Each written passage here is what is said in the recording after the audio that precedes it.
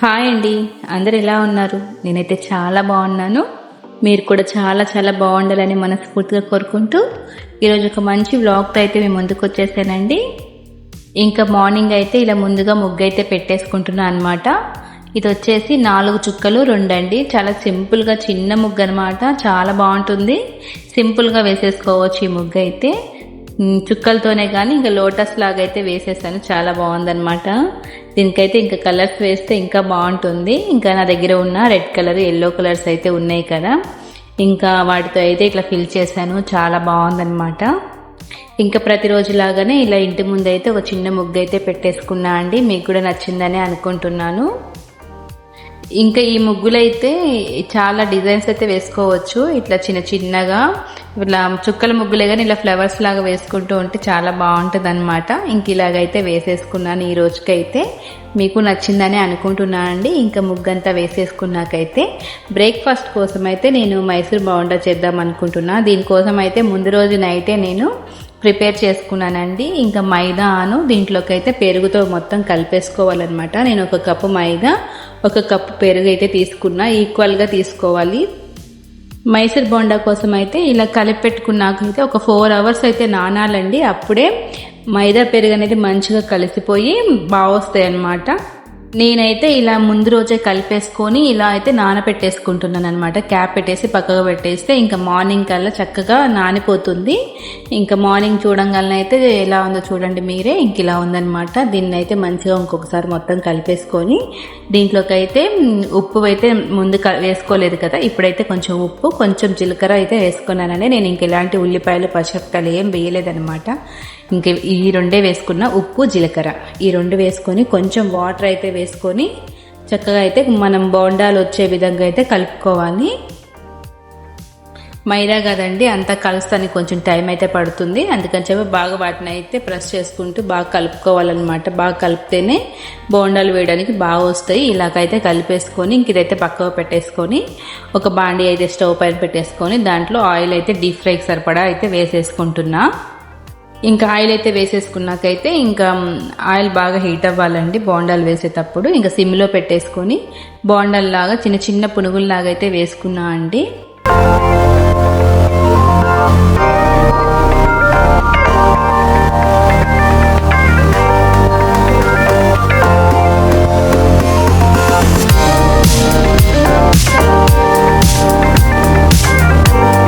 ఇలాగైతే అన్ని వేసేసుకున్నాక కొంచెం కాలినాకైతే ఇంకా ఇవే అటు ఇటు తిప్పుకోవాలన్నమాట. 2 వైపులు బాగా కాల్చుకొని ఇంకా తీసేస్తే చక్కగా పునుగులు అనేది రెడీ అయిపోతుంది. ఇంకా పల్లి చట్నీ అయితే రెడీ చేసేసుకున్నాను. ఇంకా పిల్లలకైతే బ్రేక్ఫాస్ట్ పెట్టేసి వాళ్ళనైతే స్కూల్కి కూడా పంపించేసానండి. ఇంకైతే మా కోసం అయితే ఇంకా టీ పెట్టేసుకుంటున్నాను అనమాట. ఇంకా టీ అయితే అయినాకైతే ఇంకా కప్స్లో పోసేసుకొని నాకు మా వారికి అయితే టీ అయితే రెడీ అయిపోయినాయి. నాకు మా వారికి అయితే ఇంకా టీ కూడా పోసేసుకున్నాం అనమాట. ఇంకా కొద్దిసేపు అయితే అలా కూర్చొని ప్రశాంతంగా టీ అయితే తాగుతాము. ఇంకా టీ బ్రేక్ఫాస్ట్ అన్నీ అయిపోయినాకైతే ఈ రోజు అయితే గోంగూర పచ్చడి చేద్దాం అనుకుంటున్నా అండి. చాలా రోజులైంది గోంగూర పచ్చడి చేసి. ఇదైతే నిల్వ పచ్చడి అనమాట. ఎండుమిరపకాయలు వేసి చేస్తాము. చాలా బాగుంటుంది ఈ పచ్చడి అయితే. ఇంకా గోంగూర అయితే బాగుంది కదా అని చెప్పి పచ్చడి నూరేద్దామని అనుకొని మొత్తం అయితే తీసేసి ఇట్లా శుభ్రంగా కడిగేసి ఒక చిల్లులు బొట్ట ఉంటుంది కదా దాంట్లో అయితే వేసుకున్న వాటర్ అంతా పోతుందనమాట. ఇంకైతే ఒక బాండీ పెట్టేసుకొని కొంచెం అయితే ఆయిల్ అయితే వేసేసుకొని మనం శుభ్రంగా కడుక్కున్న గోంగూరను అయితే ఈ ఇందులో వేసేసుకొని వేయించుకోవాలన్నమాట. గోంగూర అయితే చాలా త్వరగా మగ్గిపోతుందండి. ఎక్కువ టైం పట్టదు కాబట్టి ఇంకా స్టవ్ దగ్గరే ఉండి మనం జాగ్రత్తగా అనేది వేయించుకోవాలి, లేకపోతే మాడిపోతుంది అనమాట. దీంట్లో వాటర్ వస్తుంది కదా, ఆ వాటర్ అంతా ఇనికిపోయేంత వరకు అయితే అడుగంటకుండా చక్కగా కలుపుకుంటూ వేయించుకోవాలి. దీన్ని అయితే మనం ఏమాత్రం కొద్దిగా పక్కకి వెళ్ళినా కింద అడుగైతే అంటేస్తుంది అనమాట. అడుగంటకుండా కలుపుకోవాలి, అప్పుడే బాగుంటుంది గోంగూర. ఇంకైతే ఇలా మొత్తం అయితే వేయించేసుకొని నేనైతే ఈ వాటర్ అంతా ఇంకిపోయేంత వరకు అయితే ఇట్లా వేయించుకున్నాకైతే ఇంకా స్టవ్ బంద్ చేసేసి ఈ గోంగూరను అయితే ఇంకా పక్కకైతే పెట్టేశానండి. ఇంక చల్లగా అయ్యాక అయితే మనం గోంగూర పచ్చడి అయితే చేసుకోవచ్చు.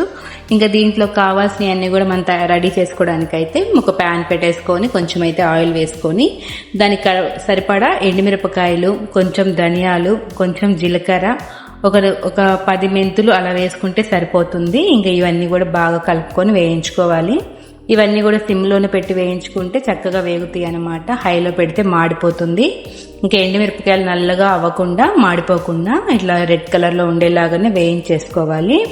అన్నీ కలుపుకుంటూ వేయించుకుంటే కింద అడుగంటకుండా ఉంటుందన్నమాట. పైగా సిమ్లో పెట్టుకుంటే చక్కగా వేగిపోతుంది. ఇలా వేయించేసుకుని ఇది కూడా పక్కకు పెట్టుకొని చల్లగా అయిపోయినాకైతే ఒక మిక్సీ జార్ తీసుకొని దాంట్లోకి అయితే మనం వేయించుకున్న ఈ ధనియాలు, జీలకర్ర, ఎండుమిరపకాయలు ఇవన్నీ కూడా ఉన్నాయి కదా, అవన్నీ కూడా మిక్సీలోకి అయితే వేసేసుకోవాలన్నమాట.